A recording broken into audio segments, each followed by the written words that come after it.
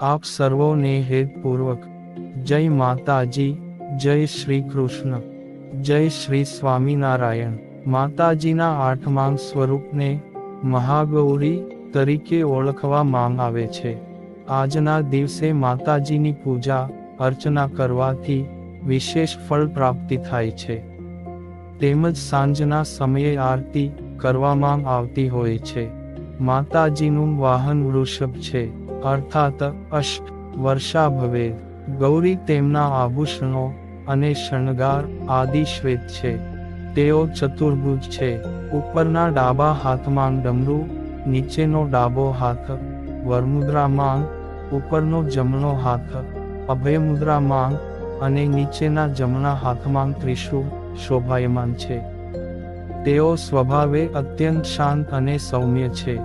અને નારદ પંચરાત્રમાં વર્ણન છે તે મુજબ પાર્વતી રૂપમાં કઠોર તપ કરીને શિવને પતિ તરીકે પામવાનો નિર્ધાર કર્યો.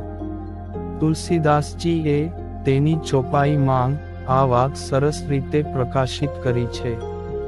જન્મ કોટી લગી રગર હમારી, બરૌ શંભુ નત રહો કુંવારી. આવા કઠોર તપથી શરીર ખૂબ કાળું પડી ગયું. તપથી શિવજીએ પ્રસન્ન થઈને પાર્વતીના શરીરને ગંગા નદીના જળથી મર્દન કરીને ધોયું. ત્યારે તેનો વર્ણ વિદ્યુત પ્રભા સમાન કાંતિમય અને ગૌર થઈ ગયો. ત્યારથી તેનું નામ મહાગૌરી પડ્યું. દુર્ગા સપ્તશતીમાં નજર કરીએ તો શુંભ, નિશુંભ સહિત અનેક અસુરનો વધ કરીને માં ખૂબ શાંત ચિત્ત થઈ બેઠા. ત્યારે અભિવાદનના સ્વરૂપમાં દેવતાઓએ મહાગૌરી પાર્વતીની અનેક સુંદર સ્વરમાં સ્તુતિ કરી. એ સમયે આ મહાગૌરી રૂપના દર્શનનો અનુભવ થઈ આવે છે. આઠમા નોરતે આ મહાગૌરીની પૂજા ઉપાસના કરવાનું શાસ્ત્રમાં વિધાન છે. ઉપાસક ઉપાસના કરીને તેનું મન સોમચક્રમાં સ્થિર કરે છે. તેની ઉપાસના તુરંત ફળ આપનારી છે. તેની કૃપાથી ભક્ત મેલ રહિત થઈ ગૌર વર્ણ ધારણ કરે છે. પૂર્વ સંચિત પાપ નાશ પામે છે.